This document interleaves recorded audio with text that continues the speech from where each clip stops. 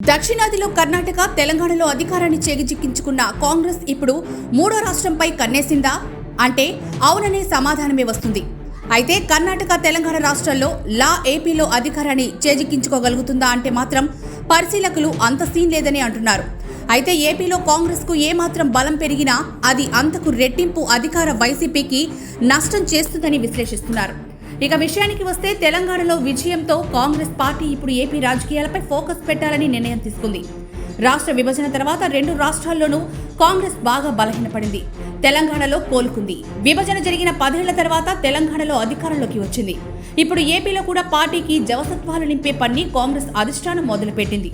ఇందులో భాగంగా వచ్చే ఏడాది జరగనున్న ఏపీ అసెంబ్లీ ఎన్నికలపై దృష్టి పెట్టిన కాంగ్రెస్ ఇప్పటి నుంచి ఆ దిశగా ఫోకస్ మొదలుపెట్టింది. తాజాగా విజయవాడలో జరిగిన కాంగ్రెస్ కీలక సమావేశంలో మార్పు కావాలి, కాంగ్రెస్ రావాలి అనే నినాదంతో జనంలోకి వెళ్లేందుకు నిర్ణయించింది. మరోవైపు ఢిల్లీ నుంచి పరిశీలకులు వచ్చి వెళ్లడం పెరుగుతోంది. కాంగ్రెస్ పెద్దలు కూడా ఏపీ కాంగ్రెస్ పై స్పెషల్ ఫోకస్ పెట్టి బూస్టింగ్ ఇచ్చే పని మొదలుపెట్టారు. ఇక కర్ణాటకలో విజయంతో తెలంగాణ కాంగ్రెస్ లో జోష్ పెరిగినట్లే తెలంగాణలో అధికారంలోకి రావడంతో ఏపీ కాంగ్రెస్ నేతల్లో ఉత్సాహం పెరిగిందని పార్టీ వర్గాలంటున్నాయి. అయితే ఏపీలో కాంగ్రెస్ కు ప్రధాన సమస్య నేతల లోటు. ఏపీసీసీ చీఫ్ గిడుగు రుద్రరాజు, సీనియర్లు రఘువీరారెడ్డి, జేడీసీలం పల్లంరాజు, తులసిరెడ్డి లాంటి నేతలు ఉన్నా వారెవరూ కూడా ప్రజాకర్షణ ఉన్న నేతలైతే కాదు. జగన్ వేరుకుంపటి అనంతరం రాష్ట్ర విభజన తర్వాత ఏపీ కాంగ్రెస్ నేతలు క్యాడర్ వైసీపీ వైపుకు మళ్లింది. ఇప్పుడు మళ్లీ కాంగ్రెస్ పార్టీకి జవసత్వాలు నింపాలంటే ముందుగా నేతలను ఆకర్షించాలి. ఇప్పుడు అధికార వైసీపీలో నేతలు తీవ్ర అసంతృప్తిలో ఉన్నారు. తమ అధినాయకుడు జగన్ ఇష్టారీతిన అభ్యర్థులను మార్చేయడం ఎమ్మెల్యేలకు నచ్చడం లేదు.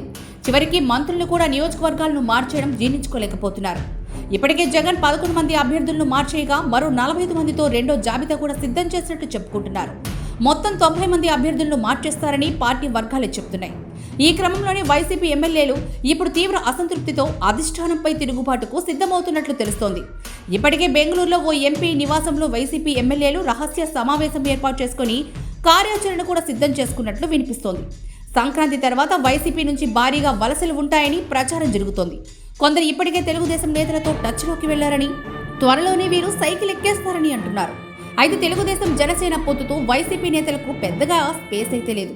ఈ క్రమంలోనే ఇప్పుడు వైసీపీ నేతలకు కాంగ్రెస్ పార్టీ బెస్ట్ ఆప్షన్ గా మారుతోందని పరిశీలకులు భావిస్తున్నారు.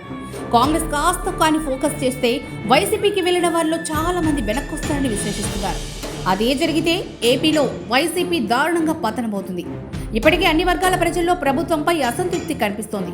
ఇప్పుడు నేతలు కూడా అసంతృప్తితో పార్టీ నుంచి వెళ్లిపోతే ప్రభావం వైసీపీపై చాలా తీవ్రంగా ఉంటుంది. అదే సమయంలో కాంగ్రెస్ పార్టీ పుంజుకుంటే ఇక వైసీపీకి ఘోర పరాజయం అయితే తప్పదు.